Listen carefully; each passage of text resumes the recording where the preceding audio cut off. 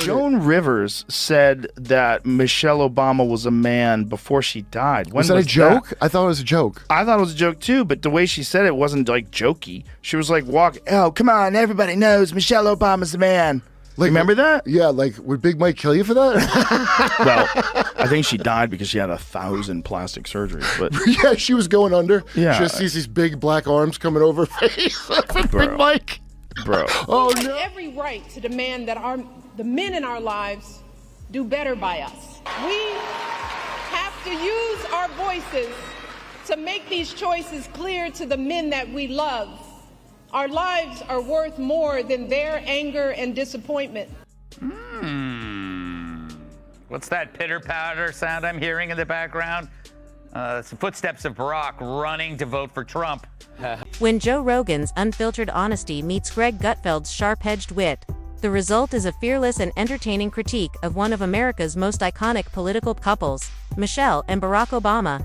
In a segment that blends satire with pointed commentary, the two hosts challenge the carefully maintained public image that has surrounded the Obamas for years. They don't hold back, diving into topics the mainstream media often avoids, and raising questions that stir both curiosity and controversy. It's not just a takedown, it's a sharp, stylish unraveling of a legacy once thought to be untouchable. With a mix of humor, candor, and cultural critique, this segment proves to be as provocative as it is unforgettable. Michelle Obama surprised fans on our new podcast by saying her pet peeve about her husband is that he's chronically late. For example, we're still waiting on him to admit he's from Kenya. And as for Barack's pet peeve about Michelle, he's mad that she keeps leaving the toilet seat up. Beneath the polished smiles and inspirational slogans, there's a deeper drama quietly unfolding, and Joe Rogan and Greg Gutfeld are ready to peel back the layers. Michelle and Barack Obama, once celebrated as symbols of hope and transparency, are now being re-examined through a more skeptical lens.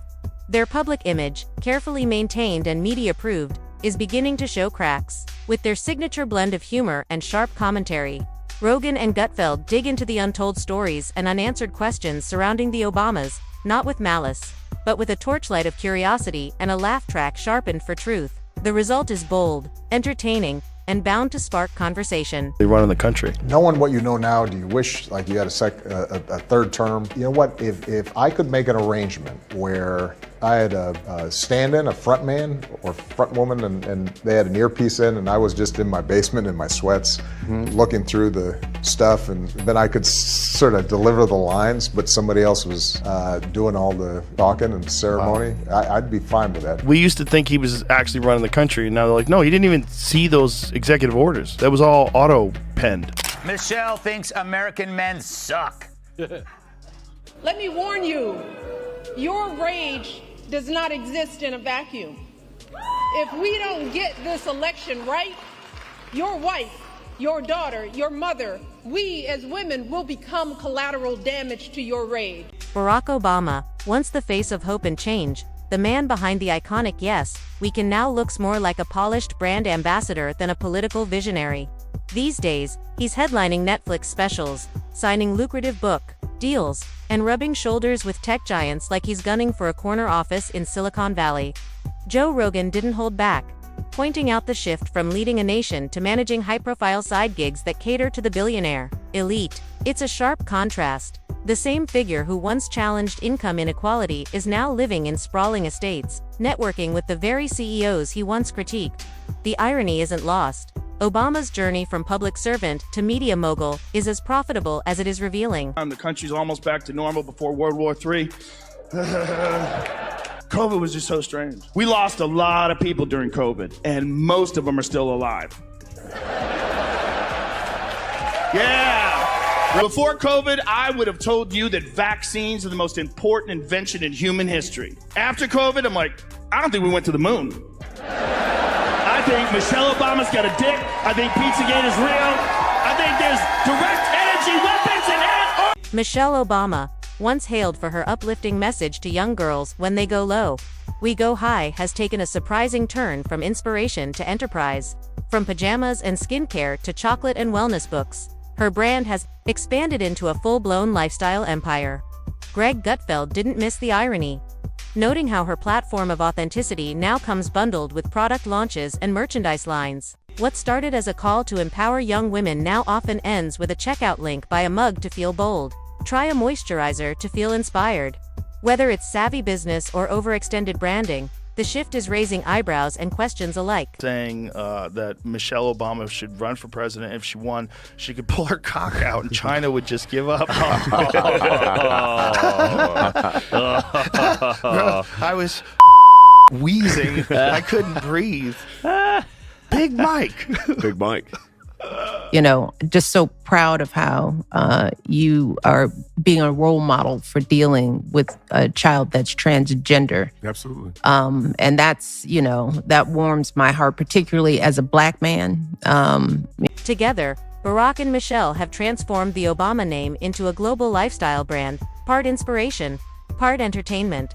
Their media appearances feel like a fusion of reality TV and TED Talks. Sleek, scripted, and designed to uplift, while staying perfectly on message. Joe Rogan compared the whole production to a luxury vacation resort. You get to experience the Obama life. But everything is curated, polished, and comes with a price tag. Behind the glamour lies a carefully managed image, where every moment feels meaningful and marketable. About how you didn't do something right or used the wrong verb, or then I can sit back and feel pretty good about myself because, man, you see how woke I was? I called you out. You know, that's not activism. That's not bringing about change. So wait, you're telling me that ruining people because they're not as politically pure as you are is wrong? You mean you, Barack Hussein Obama, agrees with everything that Dave Chappelle, Dennis Prager, Adam Carolla, Dave Rubin, Joe Rogan, Reason Magazine, The GG Show, National Review, and every sensible talking head on Fox News have been saying all along? Beneath the glossy image and carefully crafted sound bites lies a more complicated reality. Behind every uplifting op-ed or inspiring panel discussion is a web of contracts, sponsorships, and curated partnerships. Barack makes high-profile visits to corporate campuses, while Michelle's speeches often blend motivation with product-times more branded content than grassroots messaging. Together, they've become polished keynote speakers, where soft-spoken ideals are backed by big money and glowing testimonials. But this is only part of the story. The same voices that once rallied against entrenched systems of power now appear quite comfortable within them. Barack now networks with tech leaders whose platforms fuel inequality, while Michelle collaborates with lifestyle brands tied to questionable labor practices. It's a shift that raises eyebrows, a disconnect between past promises and present alliances. Even their foundation, once focused on grassroots community building, now seems more exclusive, a curated circle rather than an open call. To win, George Soros should have backed up the money truck to Michelle Obama and said, listen, you are going to run because people like you. They like you. It doesn't matter, you know, about any of the conspiracies. Maybe you are Big Mike. Who cares? What? But you are going to run this goddamn country. I can't believe you went there. You're going to run this goddamn country. That is the wackiest conspiracy. It's a wacky available. conspiracy. Can I make one point for the people that are on the side of it? Yes. It is weird, but I don't think she's... And then comes the part no one says out loud, the quiet whispers about narrative control. Every public appearance, every interview, every campaign feels finely scripted, leaving little room for spontaneity. The Obamas have built a brand that leans more into optics than authenticity, all polish, no visible friction. It's a performance of hope, wrapped in perfectly timed sound bites and photo-ready moments. Greg Gutfeld likened it to selling Valencia oranges labeled as blood oranges, familiar, sweet, but missing the sharp bite. In private, they may be as real as anyone else, but in public, they've become near mythical figures, protected by a PR machine so tight it inspires more curiosity than connection. Joe Rogan noted how they seem to appear just long enough to promote a product, make a cameo, and disappear before the next cycle begins. From memorial ribbons to patriotic gestures, every emotional cue has been branded, licensed, and monetized, turning national sentiment into a seamless, profitable story. You guys like each other? Oh, yeah, really, huh? That's so The nice. rumor mill. It's my husband, y'all. She took me back. Now don't start. I can't. It was touch and go for a while. It's so nice to have you both in the same room I together. I know, because when we aren't, folks think we're divorced. There hasn't been one moment in our marriage where I thought about quitting my man. So here's the real twist in the Obama narrative. Their dark secret isn't scandal, it's strategy. It's the transformation of political influence into a powerhouse brand. What's been sold isn't controversy, but packaged, endlessly marketable. They didn't rewrite history, they curated it. They didn't reveal hidden truths. They turned them into premium content. And that's the punchline, because as long as Barack and Michelle continue touring, endorsing podcasting and repackaging their legacy, the show goes on, from the White House to a global warehouse of speeches, merchandise, retreats, and media appearances. The Obamas have redefined post-presidency. Just when you think the final act has aired, Michelle returns with a new podcast about living authentically, recorded in a Malibu villa, sipping tea from fine china. Greg Gutfeld didn't hold back, calling out the contrast. Simplicity delivered in a $3,000 designer blouse, under curated lighting, in a video backed by luxury sponsors.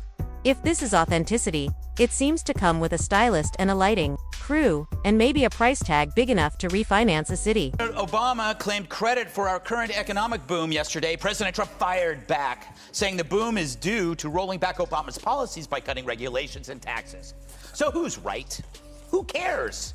Think about it. The debate we're having isn't over how great things are. That ship has sailed. The media and the Dems see there's no more denying the success, so now it's about quibbling over credit. Fine, let the Dems have it. It won't win them election, but it might reduce their tears. And maybe Obama had something to do with today's economy. I mean, without Obama, would we have? Joe Rogan didn't let it slide. He called it what it is, a masterclass in performative vulnerability. Michelle often opens up about her personal challenges, but somehow those heartfelt moments tend to end with a product mention, a book promotion, or an invite to subscribe for more real talk. If that's authenticity, Rogan joked, then Bigfoot's about to launch a TED Talk on budgeting. Meanwhile, Barack appears increasingly camera-bound, rarely seen without a film crew or a branded logo close by. One moment he's talking about climate change, the next he's doing it at an event surrounded by private jets. The Obamas may have left the political stage, but they've entered full-blown syndication. Greg Gutfeld likened it to a TV series, familiar plotlines, recycled story arcs, and lots of soft-focus interviews. There's always a new memoir, a new documentary, a fresh corporate tin, but never a challenge to the very system they once claimed to question. These days it seems they speak truth to power only when power picks up the tab. That speech, when he gave a speech on television, and everybody was like, fuck this.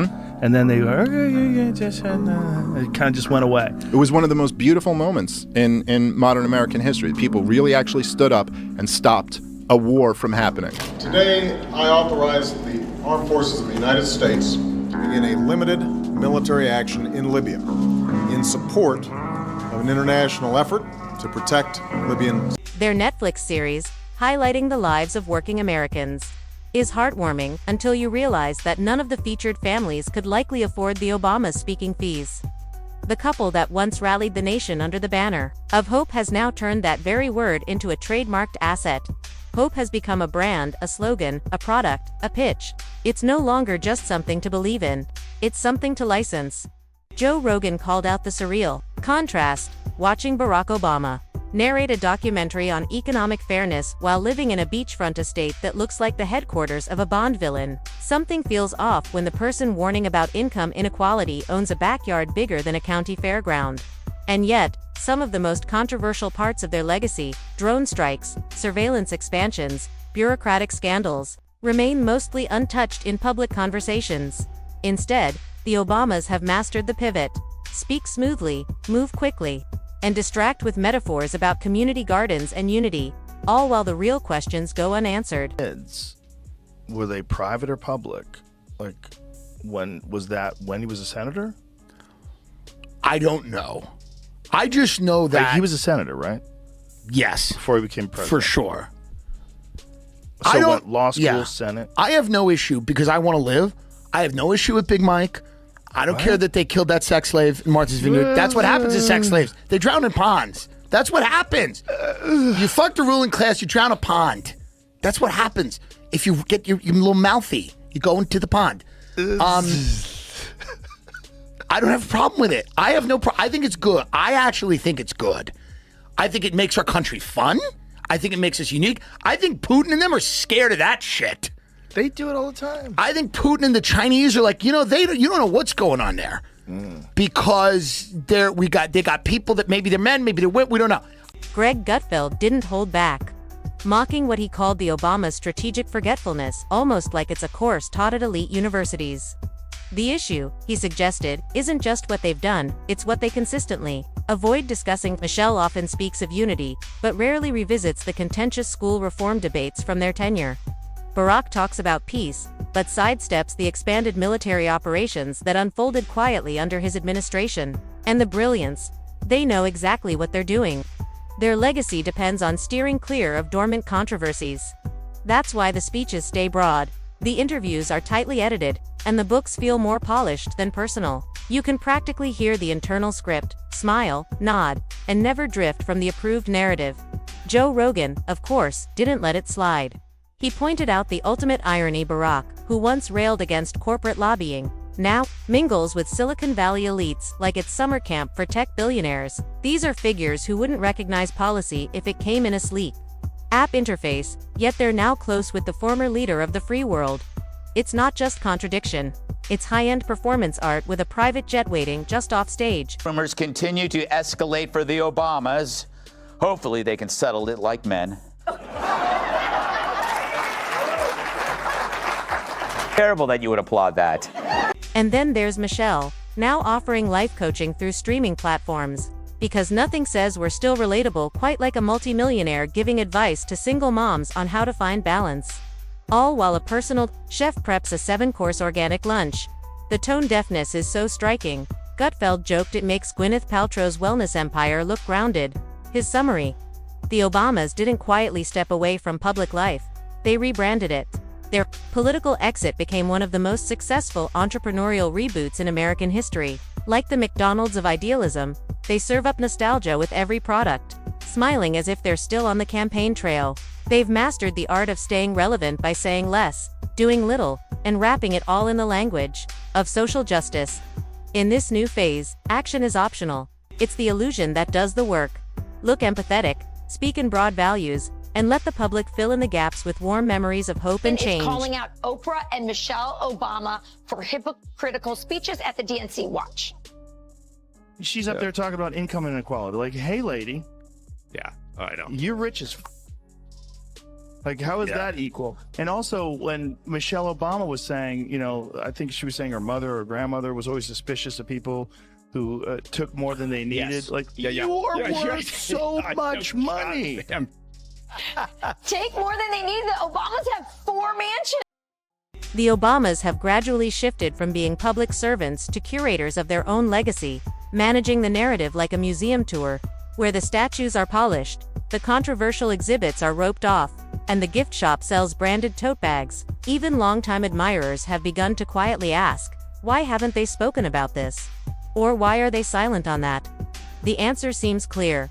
They're busy crafting the next product, the next coffee table book, or the next carefully lit photo series. Their energy is spent preserving a legacy, not re-examining it. They aren't revising history, they're reselling it. Greg Gutfeld put it bluntly, calling them social sorcerers, able to conjure admiration while vanishing behind a polished image.